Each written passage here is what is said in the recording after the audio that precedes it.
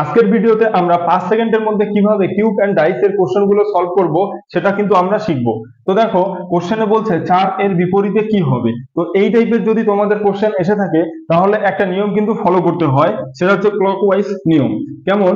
তো দেখো এখানে একটা কিউবের মধ্যে 1 আছে, এখানে দেখো তারপরে 2 আছে, তারপরে 3 আছে, এখানে 5 আছে, 6 আছে, 3 আছে। এখানে আমাদের খুঁজতে হবে মেসিং পয়েন্ট, যে কার মধ্যে কে মিলছে। তো দেখো 1 যদি খুঁজি, এখানে 1 নেই, 2 খুঁজলেও নেই, কিন্তু 3 যখন দেখবো এখানেও 3 আছে, এখানেও কিন্তু 3 আছে।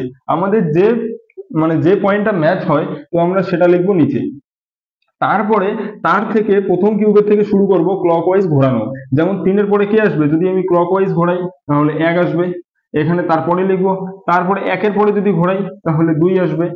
এভাবে সেম ওয়েতে আমরা পরেরটা তো করবো। 3 এর পরে কি আছে, 5, তো 5 3 এর 3 আছে, এটাকে লিখবো। তারপরে 3 এর পরে কি আছে, 5, তো 5 কে লিখবো। তারপরে 5 এর পরে আছে 6, 6 কে লিখবো। প্রত্যেকটা এই টাইপের অঙ্কগুলোতে কিন্তু এই টাইপের রিজনিং গুলোতে আমরা এভাবে কিন্তু করব।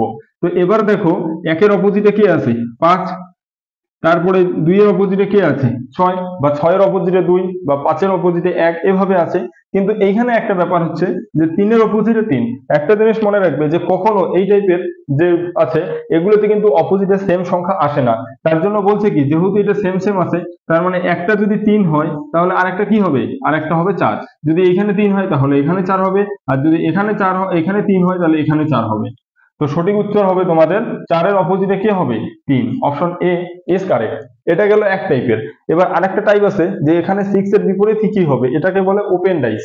এই ওপেন ডাইস করানো আরো অতি সহজ। তো দেখো এখানে একটার পরে একটা আমাদের ধরতে হবে। যে যেমন এখানে 2 আছে, তো 2 এর একটার পরে একটা ধরবো, তাহলে 2 এর পরে 3, তারপরে 4, তার মানে সরাসরি কাকে ধরবো, 4 কে। তো এইভাবে লিখবো, 2 এর অপোজিটে কে হবে, 4। তাহলে 4 এর অপোজিটে কে হচ্ছে, 4 গেল।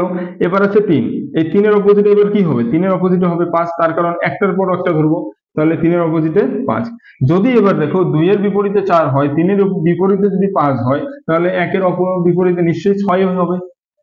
তো এভাবে বের করতে হবে। এরপর অপশন চেক করতে হবে, যে বলছে 6 এর বিপরীতে কি হবে, 6 এর বিপরীতে কি হবে, 1, তাহলে আমাদের অপশন সি ইজ কারেক্ট। তো এইভাবে তোমরা কিউব এন্ড ডাইস এর কোশ্চেন গুলো কিন্তু মাত্র 5 সেকেন্ডের মধ্যে সলভ করতে পারবে।